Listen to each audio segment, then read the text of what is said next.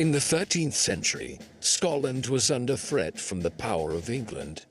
After the death of King Alexander III, without a clear heir, a power vacuum occurred. England, led by King Edward I, saw a golden opportunity to expand its power. English troops entered, Scottish castles fell one by one, and the people began to feel the weight of oppression. Taxes were raised, English laws were enforced, and the freedoms of the people were seized. In a quiet countryside, a boy named William Wallace grew up witnessing the suffering of his people. He came from a small noble family, but his youth was marked by injustice.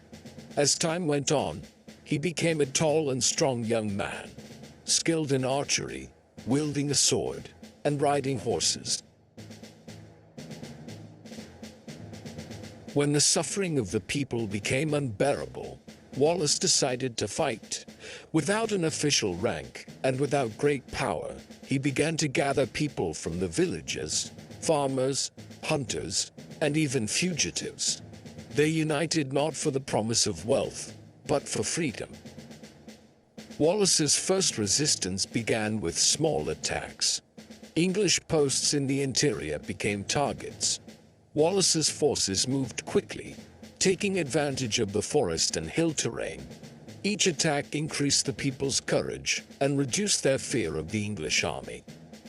News about this brave leader spread throughout the country.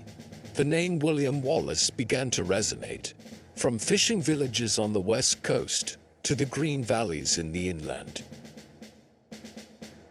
The peak of Wallace's struggle occurred in 1297, near a narrow bridge over the River Forth, Stirling Bridge. A much larger English army attempted to cross to confront Wallace. Wallace took advantage of his knowledge of the terrain. He waited until half of the English troops were on the bridge, then launched a surprise attack.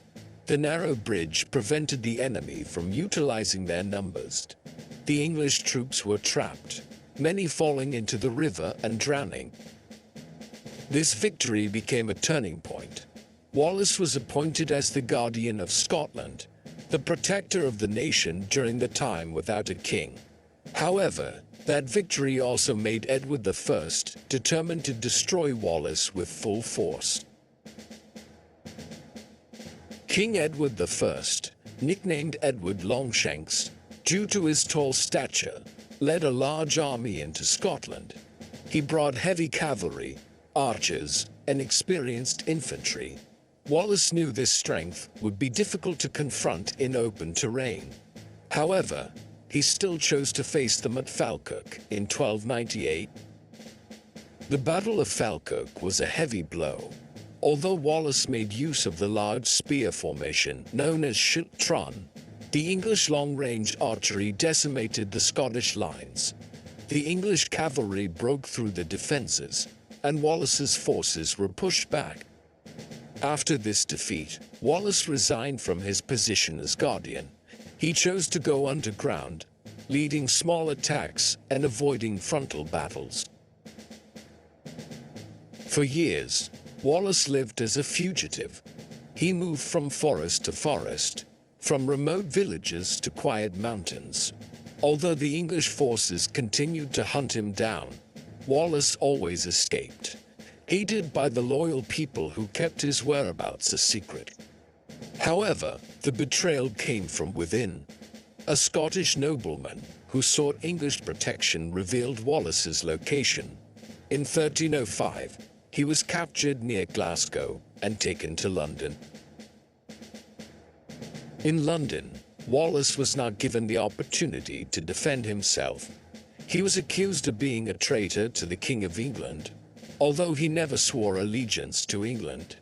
The punishment handed down was cruel. He was brutally executed in public, as a warning to anyone who dared to resist Edward I's rule. His body was divided into several parts and sent to major cities in England and Scotland to frighten the people. However, instead of extinguishing the spirit of resistance, his death ignited an even larger fire. Although Wallace fell, his spirit lives on. Robert the Bruce, who would later become King of Scotland, was inspired by Wallace's struggle. A few years after Wallace's execution, Scotland achieved a great victory at Bannockburn in 1314, securing its independence from England. The name William Wallace has become a legend. For the people of Scotland, he is not just a warrior, but a symbol of courage, sacrifice, and the belief that freedom is worth fighting for until the end. Thank you for watching the short documentary about the history of William Wallace. Don't forget to like, comment, and subscribe to this channel.